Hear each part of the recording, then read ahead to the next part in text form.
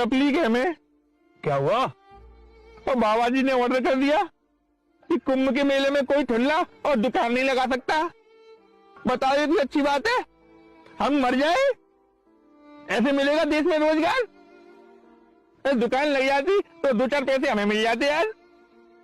एक सेकेंड, तू तो वही है ना जो बोल रहा था मंदिर से किसी को रोजगार नहीं मिलेगा। क्या फायदा होगा मंदिर से? अब तो कुंभ के मेले में दुकान की सोच रहा है। योगेश मियां, हमें दोगले, हम जरूरत के हिसाब से अपना मूड चेंज कर लेते हैं।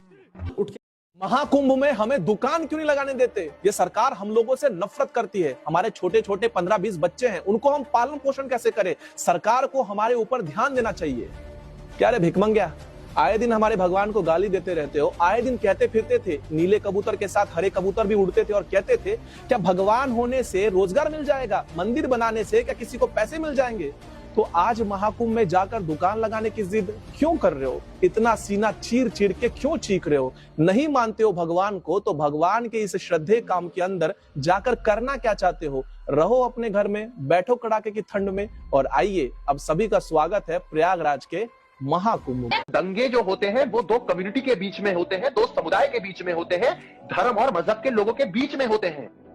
जहां पर एक कम्युनिटी अल्लाह अकबर का नाम लेके, नारे तकबीर अल्लाह अकबर का नाम लेके, पहला कलमा कलमा तैयब तैयब माने पाक ला इलाहा इल्लल्लाह मोहम्मद रसूलुल्लाह पढ़ पढ़ के जब धर्म के लोगों को मार रहे हो तो वो दंगे नहीं होते, वो नरसंहार होता है। वो एक तरफा नरसंहार होता है, वो लिंचिंग होती है। 1984 के बाद आप ही के कश्मीर में 19 जनवरी 1990 को किस तरीके से हिंदुओं को मारा गया, कश्मीरी हिंदू पंडितों को, कि कहा गया कि रलिव गलिव और चलिव, कि या तो आप अपना धर्म परिवर्तन करें या फिर आप आत्महत्या कर लें या फिर आप यहां से भाग जाएं। एक तरफा मारा गया, एक तरफा हिंदुओं की किस तरीके से हत्याएं की गई और फिर यह कहा जाता है कि आप ही के राज्य का एक गवर्नर यह कहता है कि उसको आप टारगेट किलिंग मत कहिए, उसको आप टारगेट किलिंग मत कहिए। एक गवर्नर ये बात कहते हैं, मुझे शर्म आती है ऐसे गवर्नरों पर। भारत की राजनीति का इतिहास ये बता रहा है कि कांग्रेस के हाथ में जब भी सत्ता आई है तो उसके नेताओं ने कुर्सी का इस्तेमाल सिर्फ अपनी तिजोरियां भरने के लिए किया। कांग्रेस की सरकारों में अखबार भ्रष्टाचार और देश को लूटने वाली खबरों से पटे रहते थे, लेकिन 2014 के बाद सरकार बदली, अखबारों की सुर्खियां बदली और भ्रष्टाचार पर कड़े एक्शन के साथ घूसखोरों के जेल जाने की खबरें छपने लगी। मोदी सरकार के आने के साथ उस दौर का भी अंत हो गया जब देश के प्रधानमंत्री खुद 100 पैसे में से 85 पैसे के भ्रष्टाचार को स्वीकार करते थे। आंकड़े गवाह हैं कि कांग्रेस सरकार में ईडी महज 5000 करोड़ रुपए के मात्र 1800 केस ही दर्ज कर सकी, लेकिन मोदी सरकार के 10 सालों में ईडी ने 1 लाख करोड़ से अधिक के 4700 मामलों में कार्रवाई की। कांग्रेस सरकार जहां 1 रुपए की भी संपत्ति जब्त न कर सकी, वहीं मोदी सरकार ने 1.25 लाख करोड़ से अधिक की संपत्ति न सिर्फ जब्त की बल्कि बैंकों और उनके असली मालिकों तक भी पहुंचाई। इसके साथ ही देश में डायरेक्ट बेनिफिट ट्रांसफर से बिचौलियों का अंत हुआ और करोड़ों जरूरतमंदों को योजनाओं का 100% लाभ मिलने से उनका जीवन भी बदलने।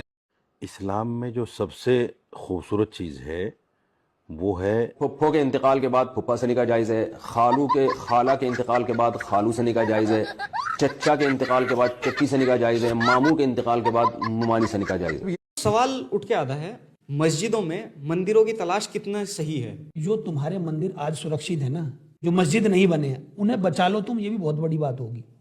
क्योंकि जैसे तुम्हारे हाल हैं, जैसे हाल हैं हिंदुओं के, इन हाल में तुम्हारे जो अभी मंदिर है ना वो भी नहीं बचेंगे। हिंदू इतना आराम तलब हो गया है कि अगर उसको पहला लड़का हो गया तो दूसरा बच्चा पैदा नहीं करता। तो किस तरह से मुकाबला करोगे आप? ना तो आपके पास वोट है, ना आपके पास लाठी है, तो आपका हाल तो वो होना ही है। फिर ये जो मस्जिदों के नीचे से निकालने की तो अभी जरूरत नहीं है, ये तो 4th गियर है। अभी पहला गियर लगाओ, अपनी जनसंख्या मजबूत करो। तो लड़ने वाली जो चीज है, वोट शेयर अपना बढ़ाओ, समय पर शादी करो, 3-4 बच्चे सबके पास हों। आपने सुना होगा भागवत जी का बयान आया, उसमें भागवत जी ने कहा कि ये ठीक नहीं है, तो कुछ लोग भागवत जी के ऊपर डंडा लेके चढ़ गए। वो तो जनसंख्या पे बात करते हैं, बिल्कुल जनसंख्या पे भी उन्होंने कहा कि कम से कम 3 या 4 बच्चे होने चाहिए। भागवत जी से पहले आदरणीय सुदर्शन जी थे, सुदर्शन जी के भी मैंने कई भाषण सुने, उन्होंने भी ये कहा कि जो माता 4 बेटों को जन्म दे तो उसको पुरस्कार देना चाहिए। जनसंख्या बढ़ जाएगी तो देश का क्या होगा, पर्यावरण का क्या होगा, इसका क्या होगा, ये सारा ठेका हमारे पास है क्या? दूसरी कम्युनिटी तो नहीं सोचती उसके बारे में, तो तुम क्यों सोच रहे हो इतना? अगर कोई सामने वाला सर्वनाश पे उतर जाए तो उसका मुकाबला अच्छाई से नहीं हो सकता। भीड़ का मुकाबला है भीड़, भीड़ का जवाब है भीड़। इन्होंने बोला कि तुम इस्लाम में आ जाओ, कुरान पढ़ लो। मैंने इतने बुरे दिन नहीं आए। हमारे यहाँ बहन, दोस्त की बहन भी बहन होती है, दोस्त की माँ माँ होती है, दोस्त की रिश्तेदार भी रिश्तेदार होते हैं। हमारे यहाँ सबको सम्मान पूर्वक करा जाता है। इनके यहाँ बहन जान, बुआ जान, खाला जान, अप्पी जान, सारी तो जान है। ये अपनी बहन से भी शादी कर लेते हैं, अपनी मम्मी से भी शादी कर लेते हैं, अपने रिश्तेदार से भी शादी कर लेते हैं। आपके चैनल पर एक इनसे सवाल पूछना चाहता हूँ डंके की चोट पर। देखो, इनकी शादी सिर्फ 15 सेकंड में होती है। कबूल है, कबूल है, कबूल है। तलाक साला 10 सेकंड में हो जाता है। कहते हैं तलाक, तलाक, तलाक। तो ये हलाला पूरी रात का क्यों होता है? कितने तेजस्वी लोग हैं हमारे पास, कितने शानदार विचार रखते हैं। योगेश मियां, बड़ी तकलीफ है हमें। क्या हुआ? और बाबा जी ने ऑर्डर कर दिया कि कुंभ के मेले में कोई ठुल्ला और दुकान नहीं लगा सकता। बताओ, ये कोई अच्छी बात है? हम मर जाए, ऐसे मिलेगा देश में रोजगार? दुकान लग जाती तो 2-4 पैसे हमें मिल जाते यार। एक सेकेंड, तू तो वही है ना जो बोल रहा था मंदिर से किसी को रोजगार नहीं मिलेगा? क्या फायदा होगा मंदिर से? अब तो कुंभ के मेले में दुकान की सोच रहा है। योगेश मियां, हमें दोगले, हम जरूरत के हिसाब से अपना मूड चेंज कर लेते हैं। महाकुंभ में हमें दुकान क्यों नहीं लगाने देते? ये सरकार हम लोगों से नफरत करती है। हमारे छोटे छोटे 15-20 बच्चे हैं, उनको हम पालन पोषण कैसे करें? सरकार को हमारे ऊपर ध्यान देना चाहिए। क्या रे भिखमंगिया, आए दिन हमारे भगवान को गाली देते रहते हो। आए दिन कहते फिरते थे, नीले कबूतर के साथ हरे कबूतर भी उड़ते थे और कहते थे क्या भगवान होने से रोजगार मिल जाएगा, मंदिर बनाने से क्या किसी को पैसे मिल जाएंगे? तो आज महाकुंभ में जाकर दुकान लगाने की जिद क्यों कर रहे हो? इतना सीना चीर चीर के क्यों चीख रहे हो? नहीं मानते हो भगवान को, तो भगवान के इस श्रद्धेय काम के अंदर जाकर करना क्या चाहते हो? रहो अपने घर में, बैठो कड़ाके की ठंड में। और आइए, अब सभी का स्वागत है प्रयागराज के महाकुंभ में। दंगे जो होते हैं वो 2 कम्युनिटी के बीच में होते हैं, 2 समुदाय के बीच में होते हैं, धर्म और मजहब के लोगों के बीच में होते हैं। जहां पर एक कम्युनिटी अल्लाहू अकबर का नाम लेके, नारे तकबीर, अल्लाहू अकबर का नाम लेके, पहला कलमा कलमा तैयब तैयब माने पाक, ला इलाहा इल्लल्लाह मोहम्मद रसूलुल्लाह पढ़ पढ़ के जब धर्म के लोगों को मार रहे हो, तो वो दंगे नहीं होते, वो नरसंहार होता है। वो एक तरफा नरसंहार होता है, वो लिंचिंग होती है। 1984 के बाद आप ही के कश्मीर में 19 जनवरी 1990 को किस तरीके से हिंदुओं को मारा गया, कश्मीरी हिंदू पंडितों को, कि कहा गया कि रलिव गलिव और चलिव, कि या तो आप अपना धर्म परिवर्तन करें, या फिर आप आत्महत्या कर लें, या फिर आप यहां से भाग जाएं। एक तरफा मारा गया, एक तरफा हिंदुओं की किस तरीके से हत्याएं की गई। और फिर यह कहा जाता है कि आप ही के राज्य का एक गवर्नर यह कहता है कि उसको आप टारगेट किलिंग मत कहिए, उसको आप टारगेट किलिंग मत कहिए। एक गवर्नर ये बात कहते हैं, मुझे शर्म आती है ऐसे गवर्नरों पर। भारत की राजनीति का इतिहास ये बता रहा है कि कांग्रेस के हाथ में जब भी सत्ता आई है तो उसके नेताओं ने कुर्सी का इस्तेमाल सिर्फ अपनी तिजोरियां भरने के लिए किया। कांग्रेस की सरकारों में अखबार भ्रष्टाचार और देश को लूटने वाली खबरों से पटे रहते थे, लेकिन 2014 के बाद सरकार बदली, अखबारों की सुर्खियां बदली और भ्रष्टाचार पर कड़े एक्शन के साथ घूसखोरों के जेल जाने की खबरें छपने लगी। मोदी सरकार के आने के साथ उस दौर का भी अंत हो गया जब देश के प्रधानमंत्री खुद 100 पैसे में से 85 पैसे के भ्रष्टाचार को स्वीकार करते थे। आंकड़े गवाह हैं कि कांग्रेस सरकार में ईडी महज 5000 करोड़ रुपए के मात्र 1800 केस ही दर्ज कर सकी, लेकिन मोदी सरकार के 10 सालों में ईडी ने 1 लाख करोड़ से अधिक के 4700 मामलों में कार्रवाई की। कांग्रेस सरकार जहां 1 रुपए की भी संपत्ति जब्त न कर सकी, वहीं मोदी सरकार ने 1.25 लाख करोड़ से अधिक की संपत्ति न सिर्फ जब्त की बल्कि बैंकों और उनके असली मालिकों तक भी पहुंचाई। इसके साथ ही देश में डायरेक्ट बेनिफिट ट्रांसफर से बिचौलियों का अंत हुआ और करोड़ों जरूरतमंदों को योजनाओं का 100% लाभ मिलने से उनका जीवन भी बदलने। इस्लाम में जो सबसे खूबसूरत चीज़ है वो है फुफ्फो के इंतकाल के बाद फुफ्फा सनी का जायज़ है, खाला के इंतकाल के बाद खालू सनी का जायज़ है, चच्चा के इंतकाल के बाद चच्ची सनी का जायज़ है, मामू के इंतकाल के बाद मुमानी सनी का जायज़ है। सवाल उठ के आता है, मस्जिदों में मंदिरों की तलाश कितना सही है? जो तुम्हारे मंदिर आज सुरक्षित है ना, जो मस्जिद नहीं बने हैं, उन्हें बचा लो तुम, ये भी बहुत बड़ी बात होगी। क्योंकि जैसे तुम्हारे हाल हैं, जैसे हाल हैं हिंदुओं के, इन हाल में तुम्हारे जो अभी मंदिर है ना, वो भी नहीं बचेंगे। हिंदू इतना आराम तलब हो गया है कि अगर उसको पहला लड़का हो गया तो दूसरा बच्चा पैदा नहीं करता। तो किस तरह से मुकाबला करोगे आप? ना तो आपके पास वोट है, ना आपके पास लाठी है, तो आपका हाल तो वो होना ही है। फिर ये जो मस्जिदों के नीचे से निकालने की तो अभी जरूरत नहीं है, ये तो 4th गियर है। अभी पहला गियर लगाओ, अपनी जनसंख्या मजबूत करो।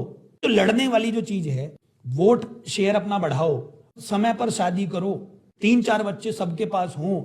आपने सुना होगा भागवत जी का बयान आया, उसमें भागवत जी ने कहा कि ये ठीक नहीं है, तो कुछ लोग भागवत जी के ऊपर डंडा लेके चढ़ गए। वो तो जनसंख्या पे बात करते हैं, बिल्कुल जनसंख्या पे भी उन्होंने कहा कि कम से कम 3 या 4 बच्चे होने चाहिए। भागवत जी से पहले आदरणीय सुदर्शन जी थे, सुदर्शन जी के भी मैंने कई भाषण सुने। उन्होंने भी ये कहा कि जो माता 4 बेटों को जन्म दे तो उसको पुरस्कार देना चाहिए। जनसंख्या बढ़ जाएगी तो देश का क्या होगा, पर्यावरण का क्या होगा, इसका क्या होगा, ये सारा ठेका हमारे पास है क्या? दूसरी कम्युनिटी तो नहीं सोचती उसके बारे में, तो तुम क्यों सोच रहे हो इतना?